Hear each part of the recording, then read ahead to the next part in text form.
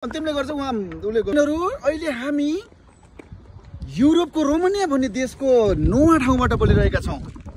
विशेष गरी आज हाम्रो साथमा हुनुहुन्छ नरेश घिमिरेजी हुनुहुन्छ। उहाँसँग मैले चाहिँ कुराकानी वार्तालाप गर्न गइरहेको छु नेपालको यहाँको बारेमा। नमस्ते आदरणीय दर्शकवृन्दहरू, अहिले हामी रोमानियाको नोवामा छौं। यहाँ विशेष गरी हाम्रो अतिथि आउनु भएको छ नरेश घिमिरेजी। उहाँसँग मैले संवाद गर्दैछु।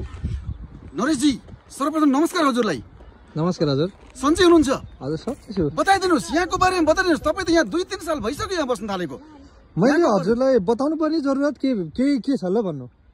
तपाईले यहाँको वातावरण बुझ्नु भएको होला नि। नेपालीलाई बताइदिनु न, जनता जान्न चाहन्छन्।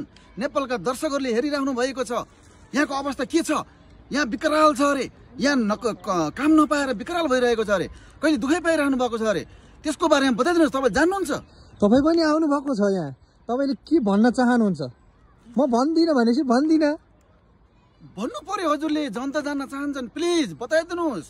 ठिक छ, तपाईँले भनिहाल्नु भयो। म यहाँको बारेमा बताइदिन्छु। यहाँ चाहिँ घुम्न अब राम्रो छ। म घुम्न आएको। अब तपाईँलाई यो बाटोमा भेट्यो, खुसी लाग्यो होइन। एकदमै धेरै कुराहरू सोधिदिनु भयो।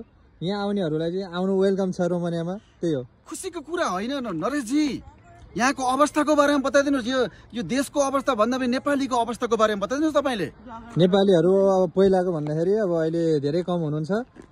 त्यो हिसाबले गर्दाखेरि चाहिँ एकदमै राम्रो छ। भेटघाट हुन्छ, सबैजना कमाउन आउनु भएको छ होइन। सबैले आफ्नो ठाउँमा सबैलाई राम्रो छ भन्न सक्दैन। धेरैजना दुःख पाउनु भएको छ। कुनै सबैजना धेरैजना मान्छेहरू इलिगल पनि हुनुभएको छ होइन। धन्यवाद छ तपाईँलाई।